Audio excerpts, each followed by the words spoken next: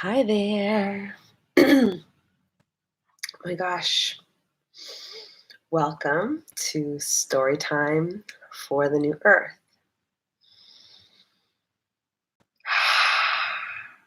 Welcome. Welcome to Storytime. Welcome to Storytime for New Earth. I'm here to tell you a story.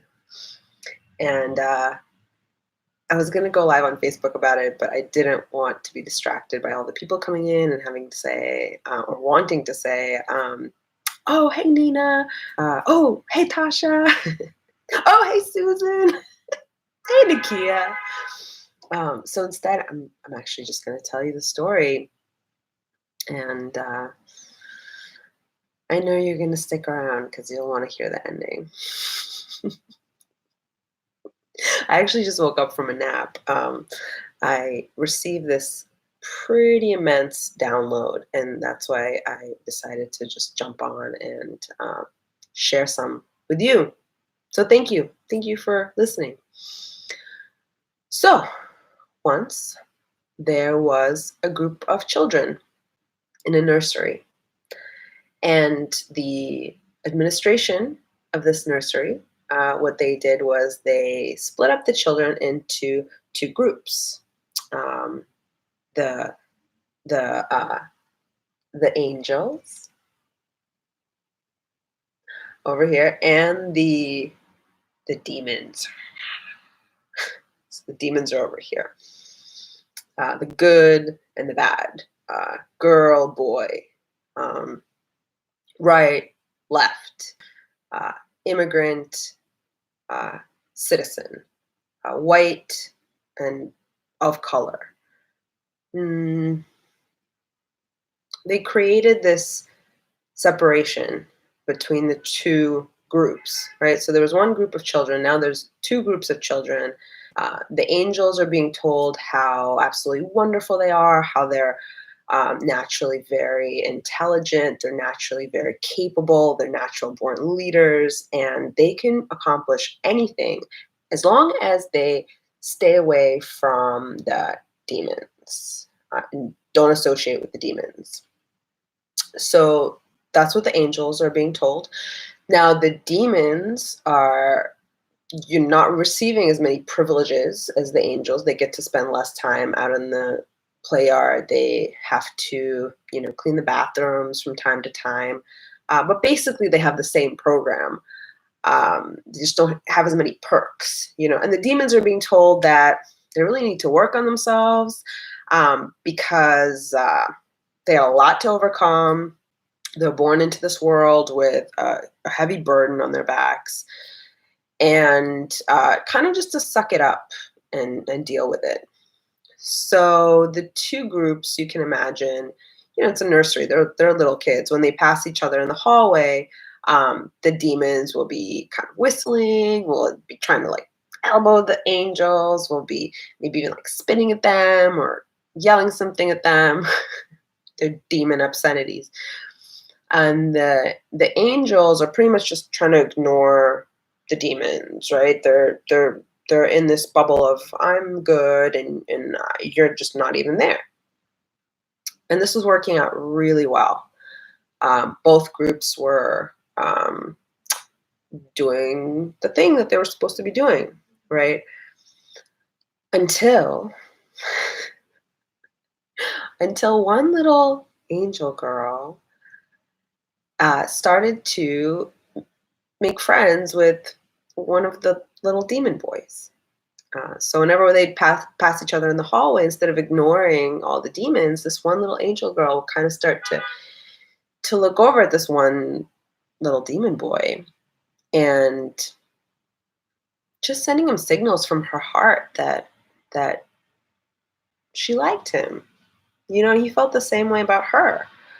So they would start to brush hands when they walked by each other. They would start to try to, steal some moments together. It wasn't easy because, like I said, the two groups are very much separated, right? The angels are over here, the demons are over here. Good, bad, right, left, negative, positive, male, female. So this continued for for a little while they were kind of like sneaking around just to be friends, just to uh, play patty cake together. They're little kids. They're not up to anything all that evil, even though it's an angel and a demon. But they're just learning, you know. So what happened was that once the administration got wind of this, what they did was they took that little girl and they were like, "Oh, you're friends with the demons now? Great. We're kicking you out of the angels and now you have to live with the demons. So ha, ha, ha, enjoy yourself with the demons." So that happened and it caused a big uproar. The media were all over it for quite a while, talking about it and everything. Um, and then what ended up happening was the little angel girl who ended up going over to the demons, she made friends with all the other demons, and she was actually pretty happy in the demon class. She felt a sense of belonging. There was a lot of friends. They got to play together. Really wasn't that much of an issue, except that her old friends over on the angel side pretty much ignored her whenever they saw her in the hallway. But she was cool with it 'cause she had a lot of other new friends, demon friends. Same.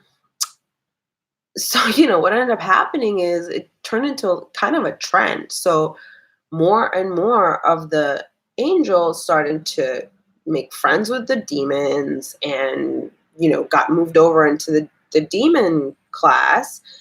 That was the only way that the administration could figure out what to do. That was their solution. It's like, oh, you're misbehaving little angel, you go with the demons. So what ended up happening was just the math, right? The demon uh, classroom uh, was really starting to expand. The group of demons, mixed demons and the bad angels, was getting bigger and bigger until there came a point where basically 3/4 of uh, the group, the original group, the population was in the demon class, and only a quarter were left in the angels. These stalwart angels were really hanging on to their angel identity and being the good angels. So the nursery administration, they came up with a seemingly ingenious plan. They decided to allow some of the good demons into the angel classroom, right? Affirmative action. So the good demons were moved over. So they got all the awesome perks of being in the angels group. The only thing was that the stalwart angels, a small group of angels that were like the original angels, they, didn't really play that well with the good demons that came in. These demons were very successful. They knew how to dress the right way. They spoke very eloquently. But to the angels, they were like, "Oh, you're still demons. We're angels. We're the original angels. We're sticking it out." So this turned into this kind of situation where you've got the demons, which includes the bad angels and the demons, in one group, and then you've got this other group that's actually divided, right? It's the good demons that came in, and then it's the old school angels that are still there. Not a lot of harmony there, they're not really working together all that well. They're all getting the same perks pretty much, but they're not a cohesive group in any way.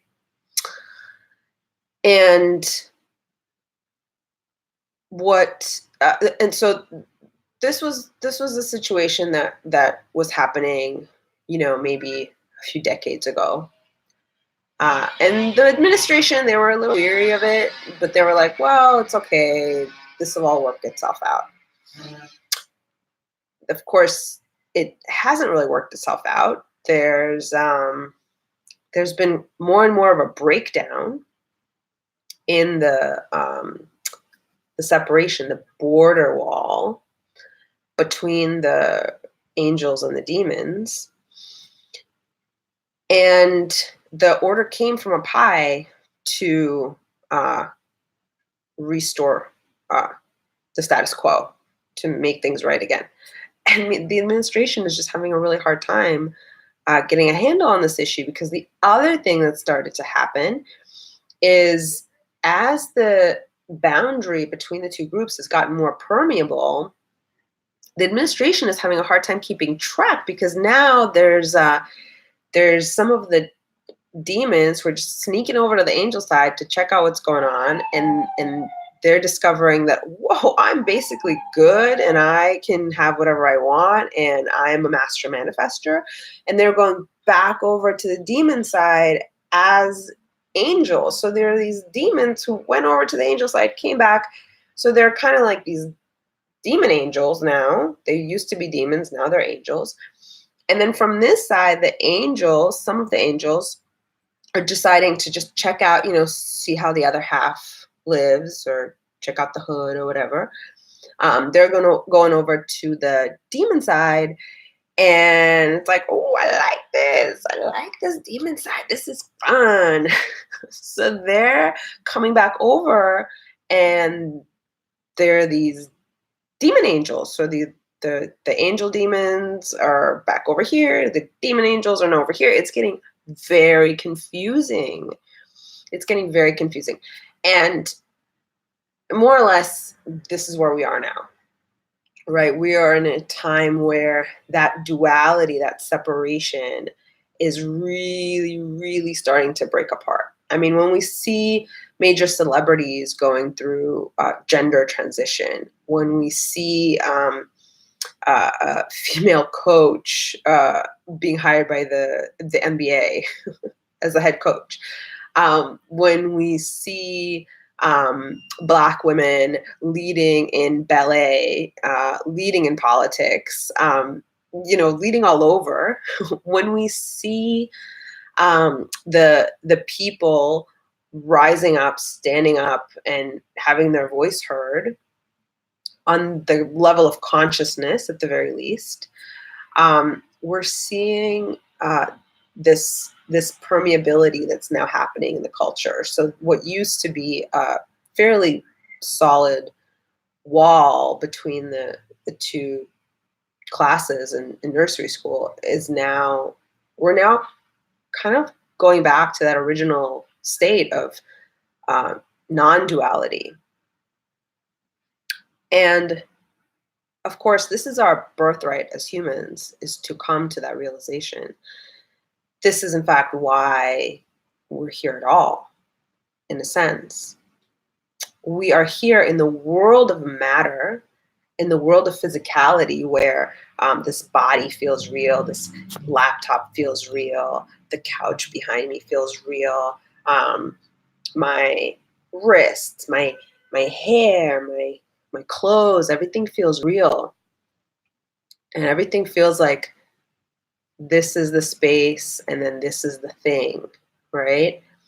But as we learn more about quantum physics, as we learn more and more about the real quantum nature of existence, that seemingly obvious reality of a solid thing or no thing, it becomes not so obvious anymore. And in fact, it becomes a little bit absurd when we learn about the fact that things that are solid are not actually solid, that there's actually huge amounts of space in between these teeniest, tiniest particles.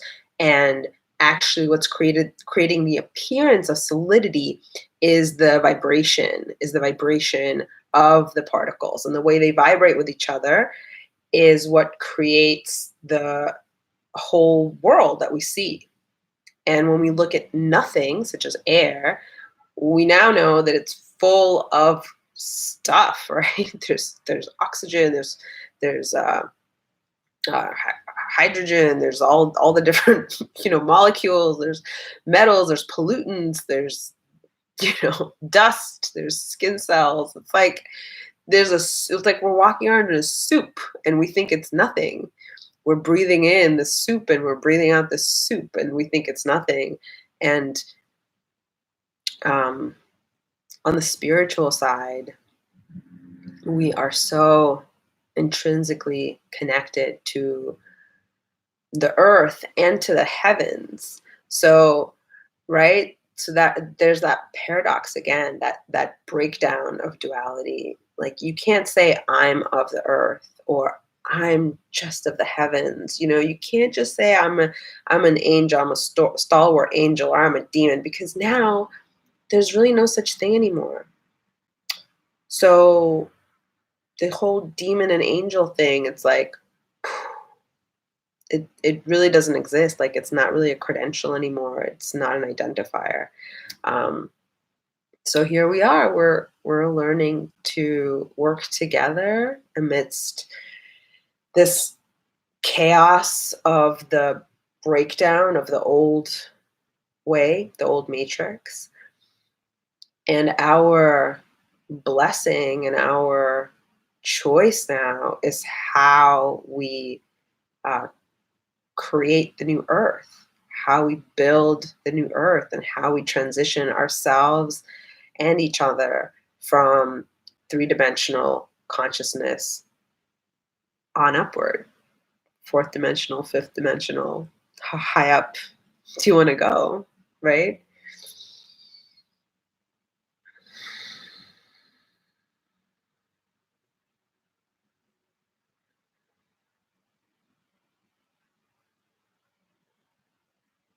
And that's not the end of the story. That's actually just the very beginning of the story. So tune in next time for more. Be blessed.